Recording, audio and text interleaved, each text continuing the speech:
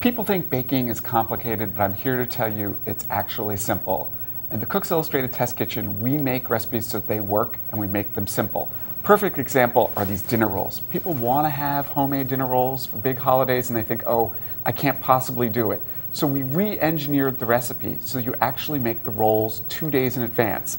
You put them in a cake pan like this and they rise very slowly in the refrigerator.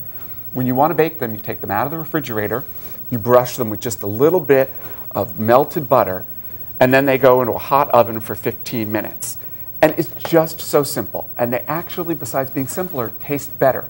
The longer the yeast can do its work in the refrigerator, the more flavor that gets developed. And so these will have a fabulous aroma and be the best homemade rolls you've ever tasted. And if you're worried about yeast, let me tell you, it's really simple. Old-fashioned recipes, you might have had to proof the yeast in warm water. Modern recipes, we love rapid rise yeast in the test kitchen.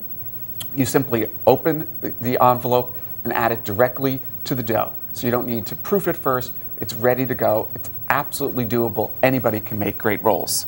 And anybody can make the perfect pecan pie, which can sometimes be a little bit too sweet or a little bit of a grainy texture. But the key to cutting that sweetness, believe it or not, is using corn syrup instead of granulated sugar in the recipe, because it's actually less sweet than granulated sugar, cup for cup, and it already has that silky texture. It's not granular, so it's perfect. And then the other key is to not over-bake the pecan pie, because if you do, you get that overcooked rim. So we started on the stovetop in a double boiler, just a simple bowl over simmering water. Cook it for about 10 minutes until it's 130 degrees, and then pop it in the oven. Of course, it goes into a pie shell with pecans.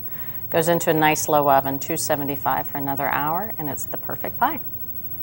Now, there are a few other things here on the table. You can't do a baking book and not put in a chocolate chip cookie recipe. And we have our ultimate chocolate chip cookies here on the table. The secret is, I hate the old-fashioned recipes that call for waiting to soften the butter on the counter.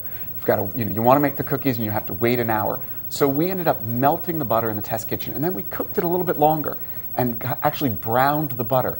Not only is it simpler, but you get all these great nutty aromas from the browned butter, and those are the chewiest, best chocolate chip cookies. I definitely agree, and this is the best banana bread too, because we packed 6 bananas in there, but it's not dense and heavy, and the key is microwaving the bananas. You microwave them, they give off a lot of that liquid, and then we simmer that liquid down until it's almost a banana extract, and that goes back into the bread.